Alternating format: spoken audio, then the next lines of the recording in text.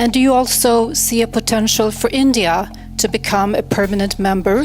They kind of selected themselves, you could say. Though India was an original signatory to the charter, but India was not an independent country. ये सवाल इन मोहतरमा के साथ साथ आपके मेरे जैसे कई भारतीयों के मन में उठता होगा। आइए आज के वीडियो में डिटेल में जानते हैं कि हमारे विदेश मंत्री श्री एस जयशंकर की सोच इंडिया की यूएन सिक्योरिटी काउंसिल में परमानेंट मेंबर की सीट को लेकर। लेकिन इससे पहले कि हम जवाब को डिस्कस करें, पहले जानना जरूरी है कि ये मोहतरमा कहना क्या चाहती है।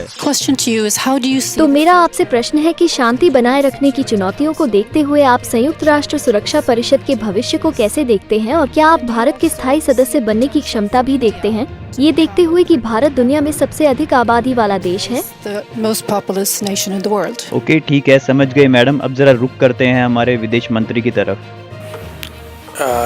The UN, I think everybody will remember, was designed in the 1940s at a time when, though India was an original signatory to the charter, but India was not an independent country, and at that time the 5 countries who are still today permanent members of the Security Council,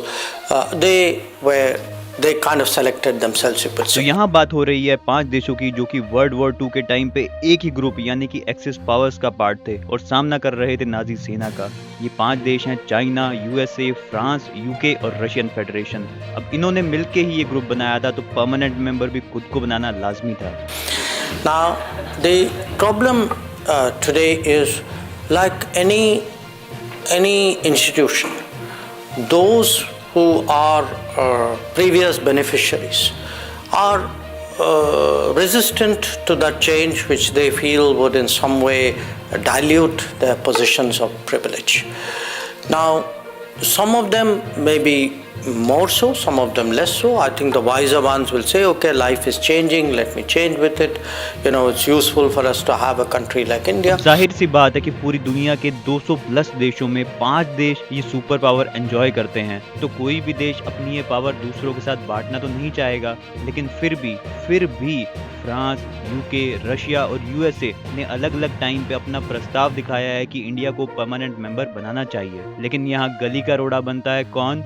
Hindi चीनी भाई भाई। जी हाँ, यही चीनी भाई भाई यानी कि चाइना इंडिया की एप्लीकेशन या फिर कोई भी रेजोल्यूशन, चाहे वो most wanted terrorist Hafiz Saeed के लिए रेजोल्यूशन हो, चाइना उसको वीटो यानी कि रद्द करता आया है। There would be others who may not oppose us openly, but effectively through their actions and policy ensure that the status quo is maintained. For almost now 20 years, there has been a persistent effort to find a way of reforming the UN, and there are today 190 something countries who are members of the UN. Now you would imagine, you can ask yourself, how hard can it be? Okay, if there are 190 countries, why don't they all sit in a room and sit down and thrash it out? But as Ambassador would tell you, he's worked in the United Nations. What happens is, the obstructions and the maneuvers begin.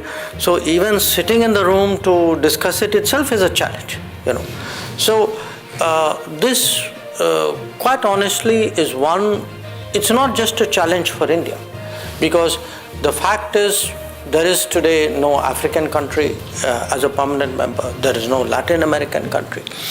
So what happens is, if you have any large body, it could be body of nations, body of people, if the leadership, the decision making is not representative of the membership. So it's like a shareholding.